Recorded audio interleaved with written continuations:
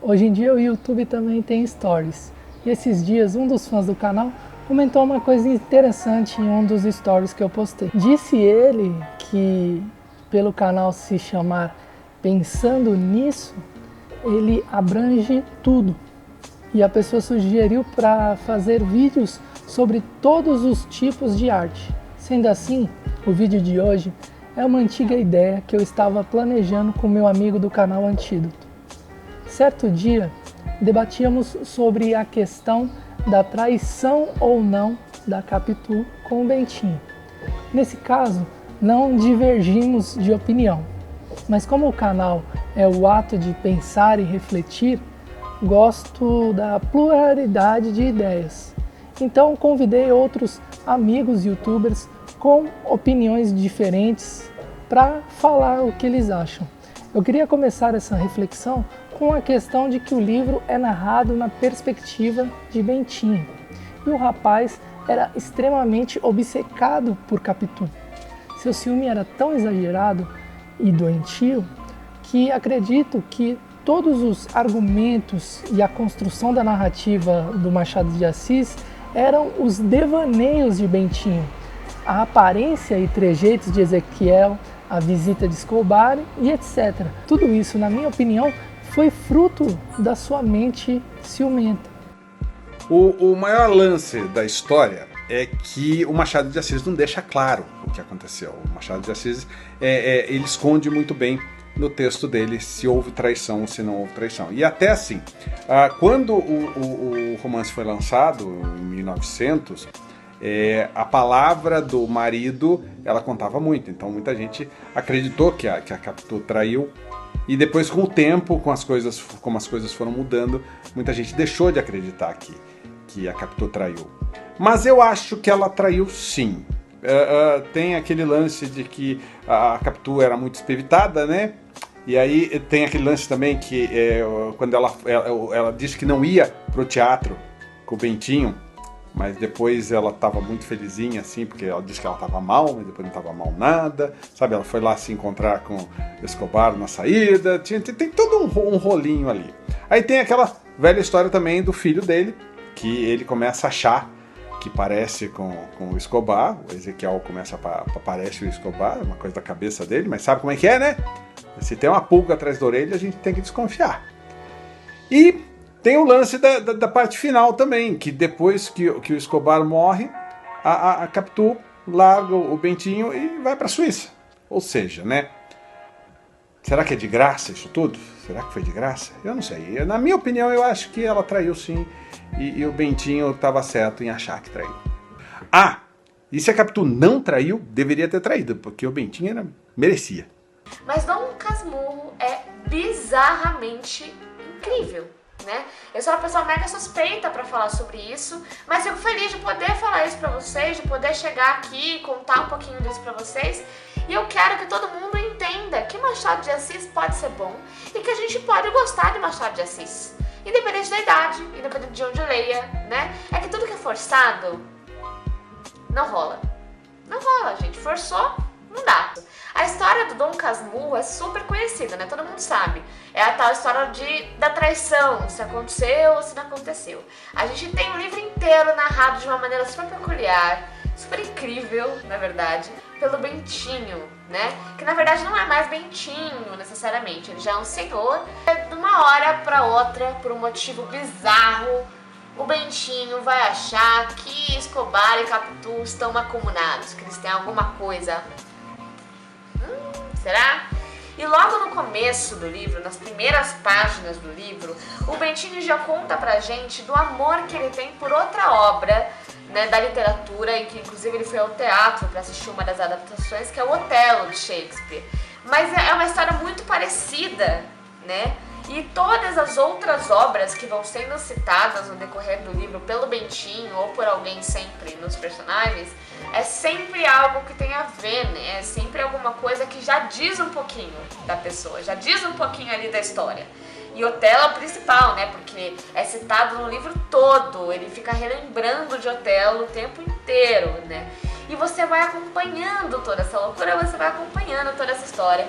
E aí você vai ficando na dúvida E aí ela traiu, ela não traiu, ela realmente gostava de Escobar, ela não gostava de Escobar. E gente, eu juro, existem pessoas que juram de pé junto, que tem certeza absoluta que a Capitu traiu.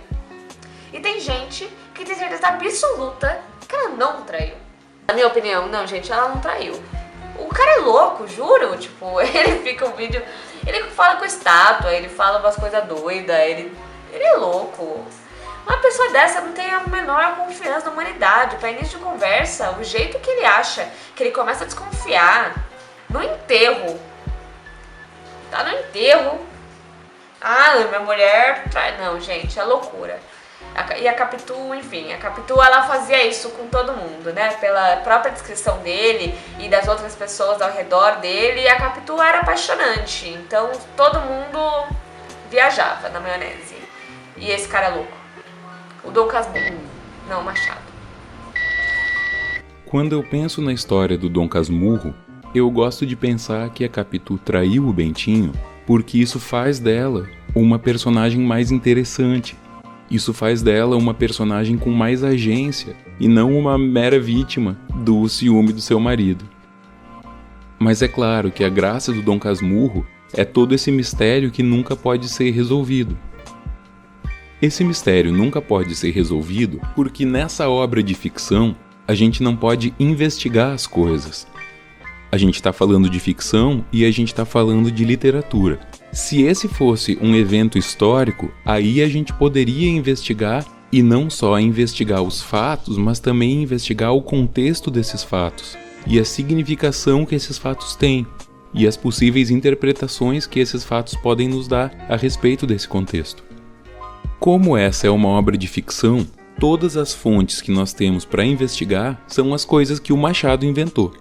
Agora, quando a gente está falando de história, a gente pode ir atrás de várias coisas que funcionam como fontes para a nossa investigação. Tem basicamente 3 tipos de fontes: as fontes primárias, secundárias e terciárias. Cada uma delas tem um tipo de virtudes e um tipo de defeitos. Nenhuma delas é boa ou ruim por si só, ou só por ser primária, secundária ou terciária. As fontes primárias são as coisas propriamente ditas.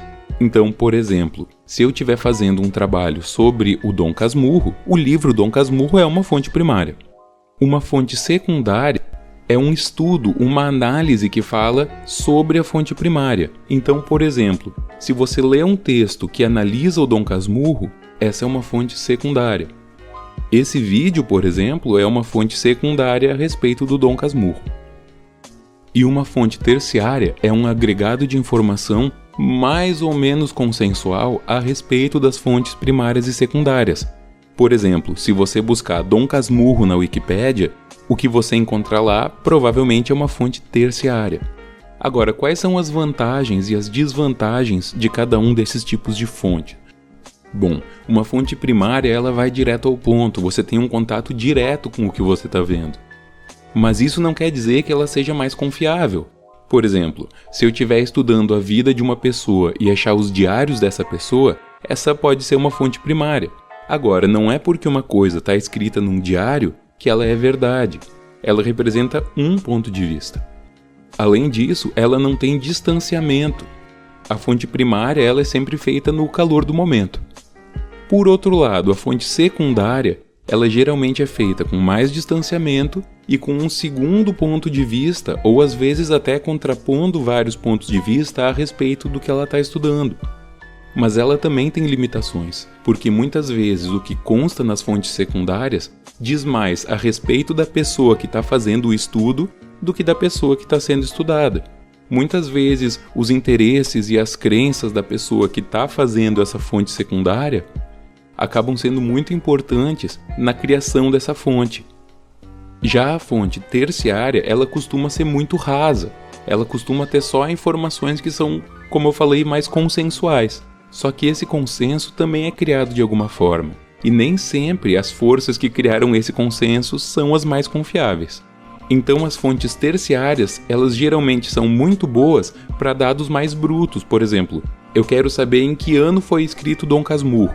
Nesse caso, uma fonte terciária é uma fonte muito boa. Eu posso olhar na Wikipédia, eu posso olhar no dicionário, enfim. Essas fontes terciárias são boas para informações mais objetivas. E não tem nada de objetivo se Capitu traiu ou não o Bentinho. Esse é um dos motivos que faz essa pergunta ser tão difícil de responder, porque a gente está fazendo para o campo da literatura o tipo de pergunta que as ferramentas que ajudam a responder são de outros campos, como o da história. Você gostou desse vídeo?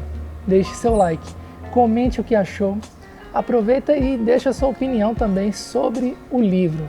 Eu quero agradecer muito ao canal Antídoto, a Tati do Valer um Livro, ao Rodolfo do Nerd Rabugento, que deram suas opiniões e declarações sobre a obra. E você que gosta do canal, digam quais canais eu deveria convidar para participar de algum vídeo especial. Muito obrigado pela sua audiência, muito obrigado amigos do YouTube, tchau!